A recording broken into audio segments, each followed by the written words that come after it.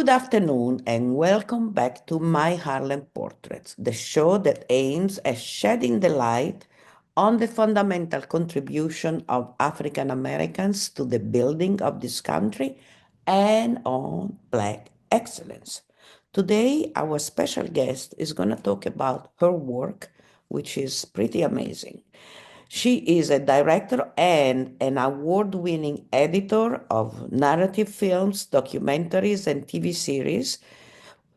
In 1991, she became the first woman of color invited to join the American Cinema Editors, ACE.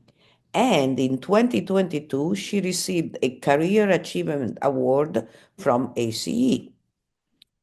Among the projects she edited, many have garnered 5 Emmy nominations, 4 Peabody Awards, and numerous other honors. This year, Black Public Media, BPM, the Harlem Based arts nonprofit organization, is honoring her with the Trailblazer Award in recognition of her pioneering career as a film and television editor, and the ceremony is taking place at the famous Apollo Theater.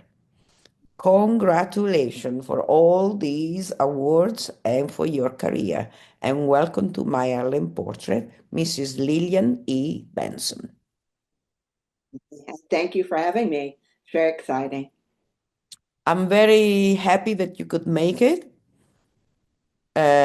because you are a native New Yorker and your career, very vibrant career, is heavily linked to the documentary spaces. In 1991, you were nominated for an Emmy for your work on the acclaimed PBS civil rights series, Eyes on the Prize 2. And it's a coincidence because last week I interviewed Mrs. Dawn Porter, who is the executive producer of Eyes on the Prize 3. And these documentaries are historical pieces. So how did you feel when you got this prize? And how was it to edit such an important documentary? I think many of us who were on the project, realized in the middle of it that it was really important. Some people had been there on Eyes One. Actually, one of the editors, one of the directors, a couple of the consultants, and one associate producer had been on the first one and was also back on the second one. So they're different years.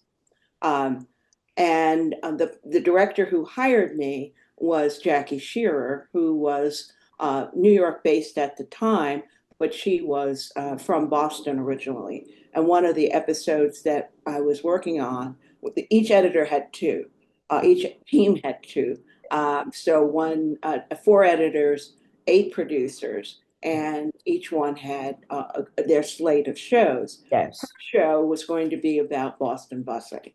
And because I was a kid who was bused and who was part of voluntary integration or desegregation in New York City, she knew I was the perfect person. And I also was old enough to have experienced, to be aware of the King assassination, which was the other episode that I worked on. So I had I liked history. That's part of it. And my family had benefited from the civil rights movement and was from the South. So they had first hand experience with the Jim Crow segregation in this country. So I was a really good candidate. I had not done a single hour program for PBS. So some people thought I couldn't do it, but they learned that I could. But she had faith in me. She had faith in me. And I don't know if you want. Yes, and we had it was a big team because they had researchers, stock footage researchers, music researchers.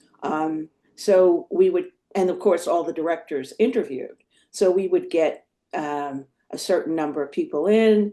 They would make the story. We would cut the images, and we would kind of look for different things that were unusual and interesting that hadn't been shown. And of course, at the time, in 1988 to 90, there were not a lot of civil rights focused material. So Absolutely. it was extremely important. They won every single award. Eyes on the Prize 2 won every single award that Eyes on the Prize won, except one of them. So they did well. We did well. Fantastic.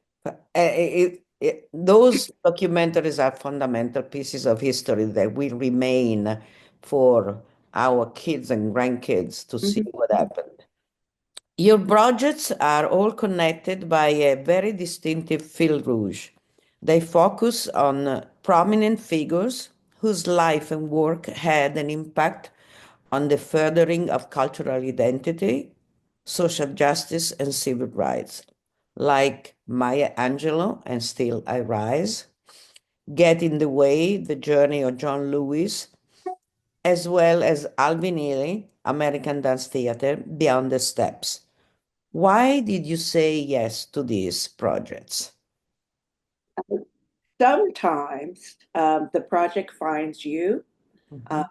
I was working on a pretty difficult family history, Southern family history, with a white Southern um, director.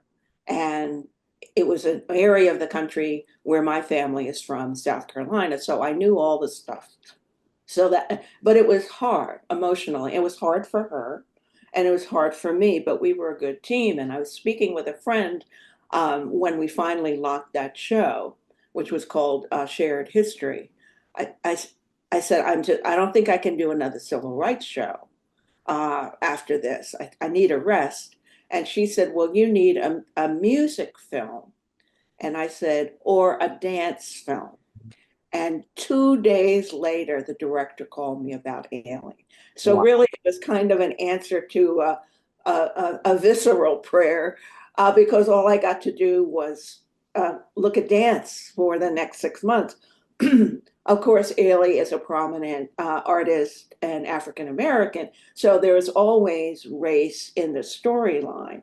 And I think in some ways, I I'm always an African American woman. I've always been one. I was raised that way.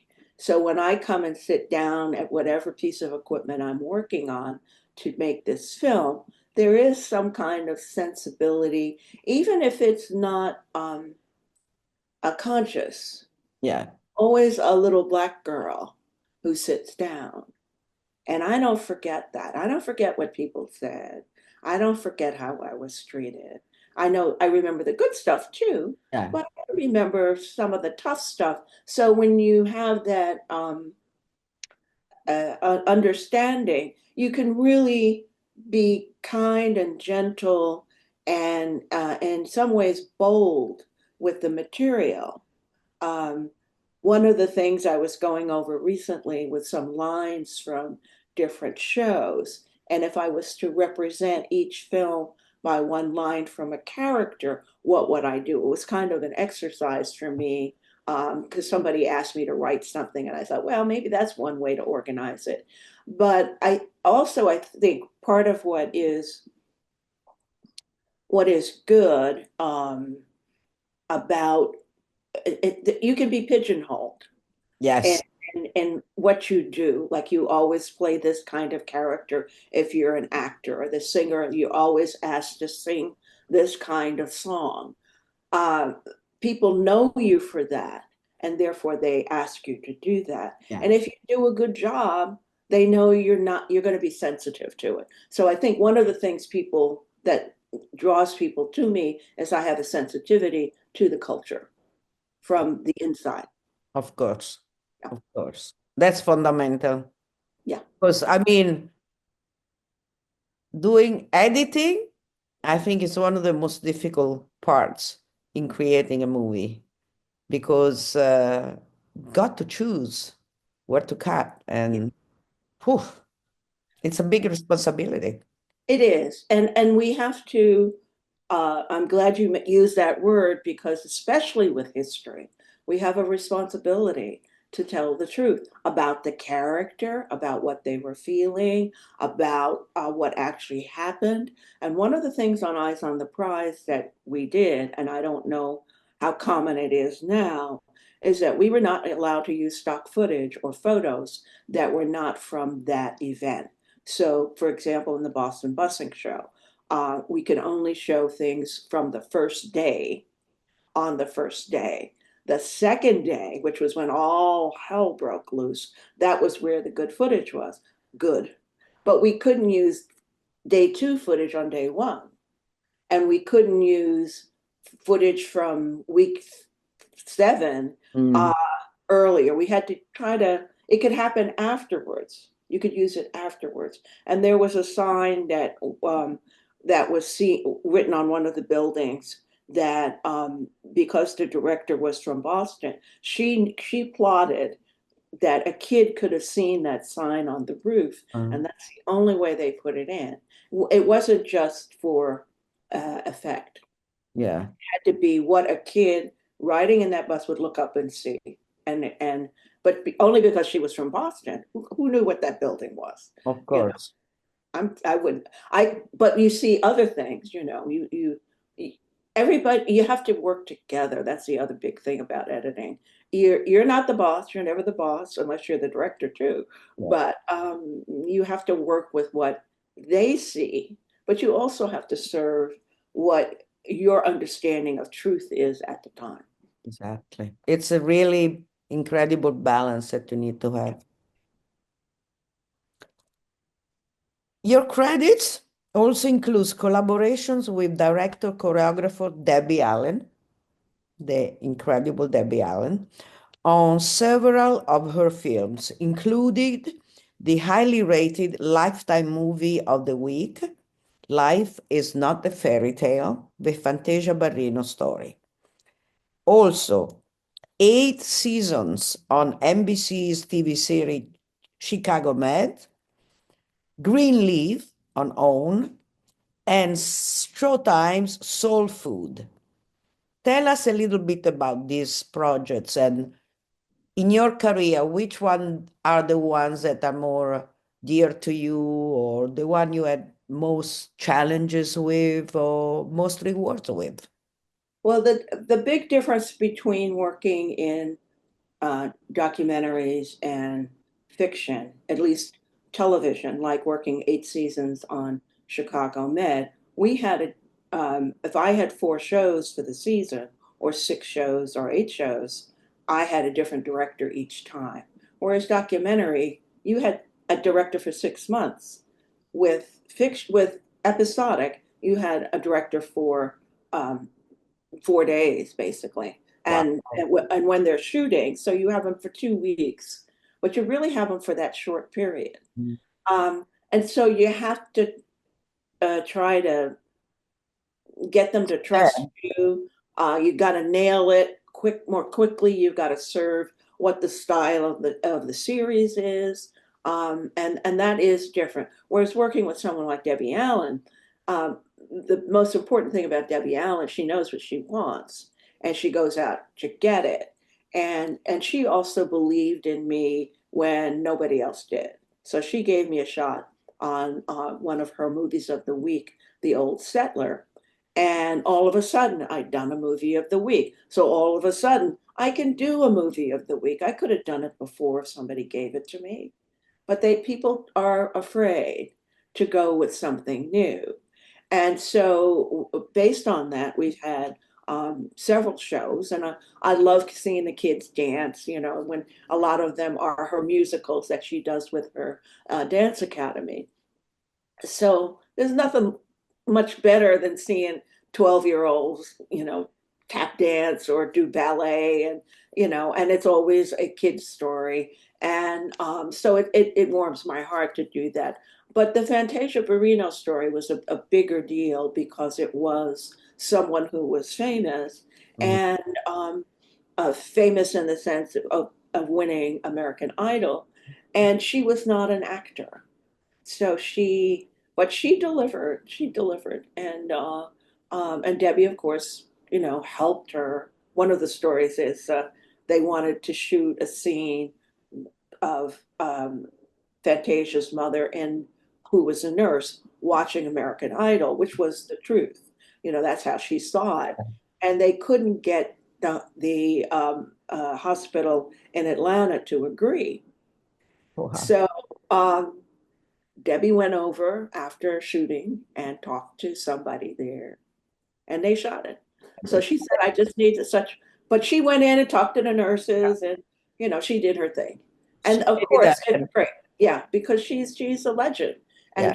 And but she's very fair and she knows what she wants. And she also knows how to get the best out of you, which is a skill. I don't know what directors would say about me, like say, oh, well, if you want to get Lillian to do something, you got to do this. They probably know. Probably because Probably, but they're not telling me. So this year is a very important year also because you're going to receive the Black Public Media, an Harlem-based nonprofit organization we talked about, an award. They are honoring you with the Trailblazer Award in recognition of your career, like we said before. And the event is taking place April 30th and May 1st in Harlem at the iconic Apollo Theater. As part of celebration of your career, Black Public Media is also hosting an online retrospective of your work from April 28 to May 12. And this retrospective launches on April 28 with Beyond the Steps, Alvin Ailey American Dance Theater that we talked about before, which is a 2006 film that shows the creation of the building that now the American Dance Theater has, a big building, beautiful building here in New York. And among other things, features interviews with the late Judy Jamison, the artistic director who very recently passed. Tell me about this honor. How does it feel to be recognized and awarded by Black Public Media? Well, Black Public Media has been an ally and a champion of Black stories for decades. And so to receive this from somebody like that is really very important. Also, most of the people who have been honored have been directors, although one was a former editor and then became a director, but he directs now. He doesn't Sam edit. Pollard? Sam Pollard, who I love him. yeah, we met each other when we were assistants, and it's he knows me longer than anybody now in the business. So to choose someone who is from a position that's traditionally considered a support, they don't give the big awards to the editors. It means a lot, and it was kind of hard to. I told them what I wanted, what I thought would be good, and then they picked the ones that they wanted. But one of the ones, which is another dance film, it's like I did more dance than I realized, and that might have been why um, the director chose me for Ailey, was because he had seen this other film, and that's called New Worlds, New Forms, and it's about it hasn't been seen probably since the 90s. So that would be one if people want to see. It's really not available except in educational Okay. formats. And it is a story about uh, coalition in some the roots of African rhythm and dance Mhm. coming to the new world and getting changed into um, uh, Americanized. Yeah. So it's got good stuff, and it's got Bernice Johnson Reagan in it as one of the main scholars and speaking, and a lot of good dance. And of course, Alvin Ailey came from the African tradition, the tradition of the African American church, as well as African movement. So it's kind of connected, I guess, in some way. And we it was wonderful getting footage of Miss Jamison and listening to her talk and have her give me notes at the screening is pretty amazing. And also to experience um, the creative process of something that I am totally no good at. You know, I couldn't dance like they dance. I couldn't even take classes. But it was they all the dancers talk about their process, and you see her process while they're trying to mount this uh, piece that then goes to Russia.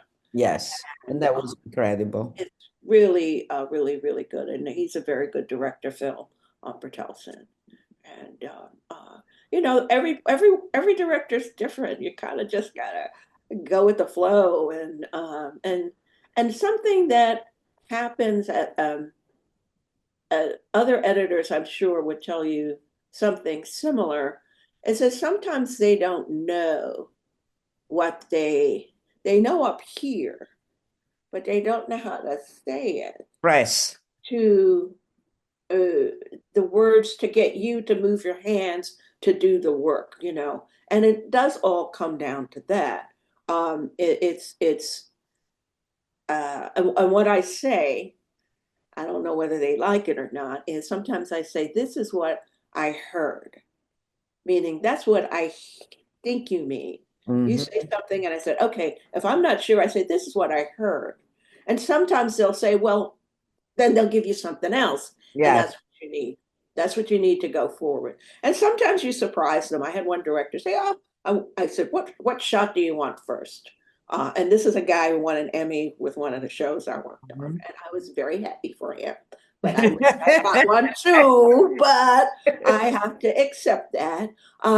But he would say, "Oh, surprise me, Lillian," and Fantastic.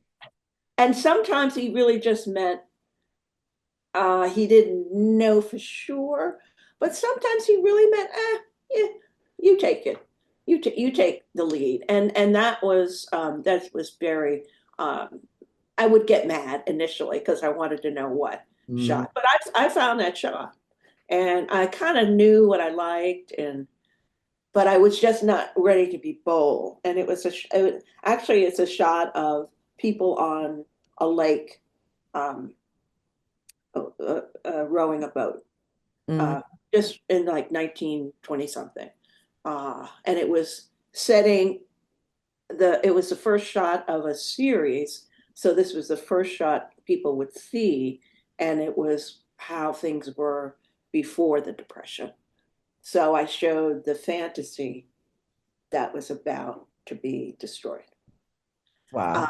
and it was perfect, but You know, give me permission.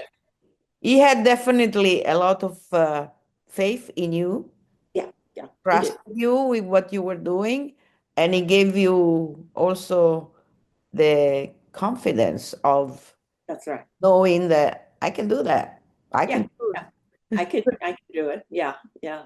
And he was that was my second PBS show. So it was very important at that time for me to get it. That Eyes wasn't a mistake. Eyes was just the beginning. And you know, sometimes they say that about people. The first job is hard, but the second job is the it. hardest. We are very near to the end of this conversation. So I would like to talk about also about the fact that you directed two educational documentaries, All Our Sons, Fallen Heroes of 9/11, and Amen, The Life and Music of Chester Hairston. Tell us a little bit about that. Well, All Our Sons came out of my own visceral experience watching the first day of news uh, of 9/11 and realizing that all the coverage I saw really made it look like New York City was a white city, and it's not.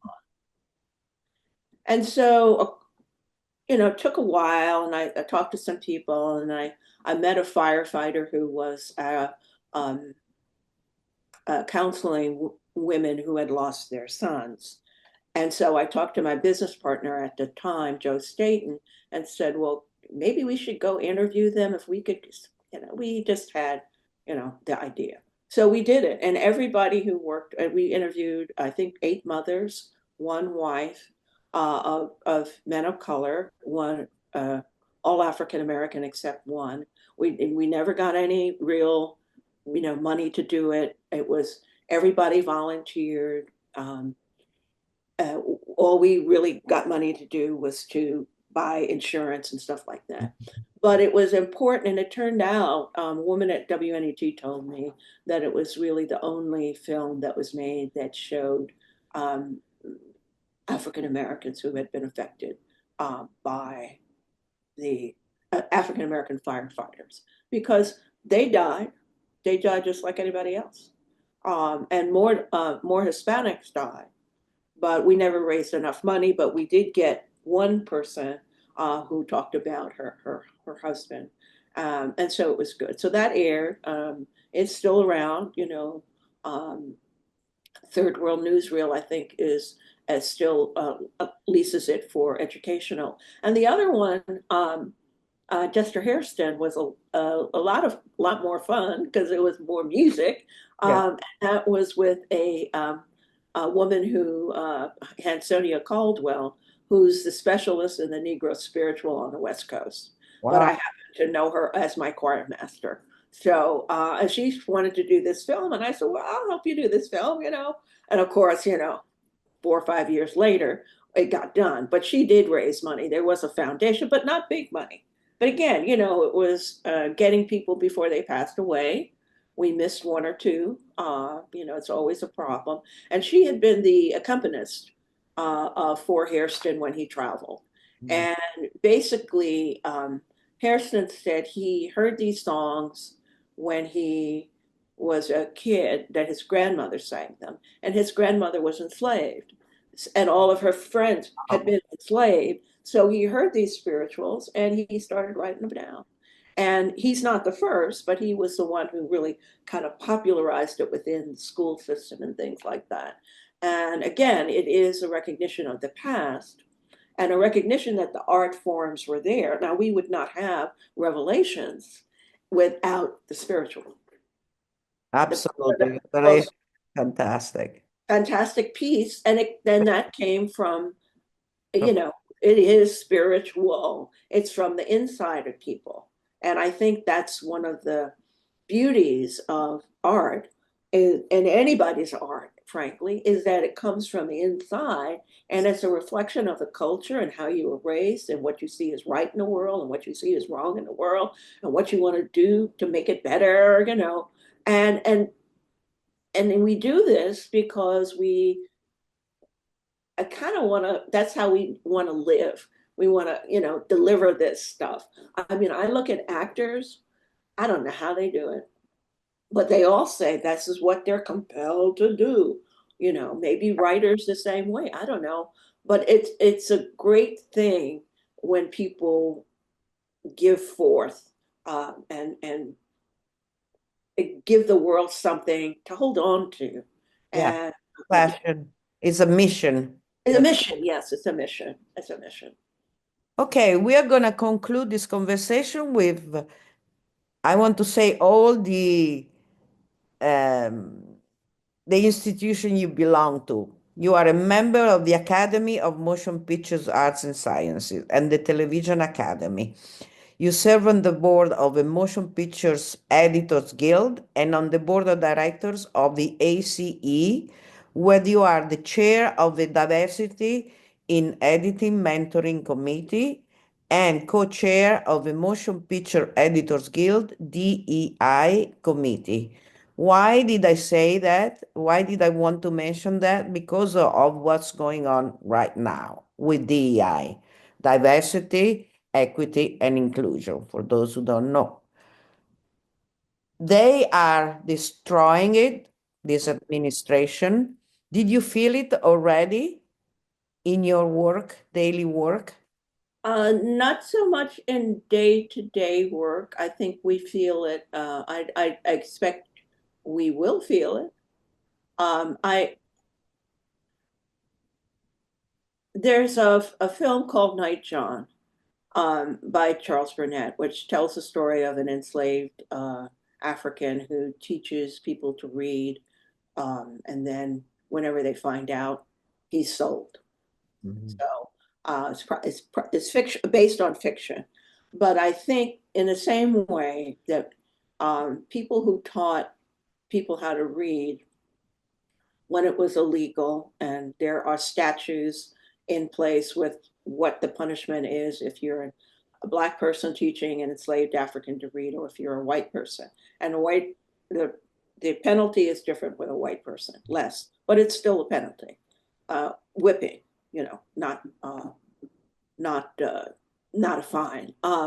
So I think in terms there's I think the human spirit has uh, a desire to teach the young Yes. and show them the way.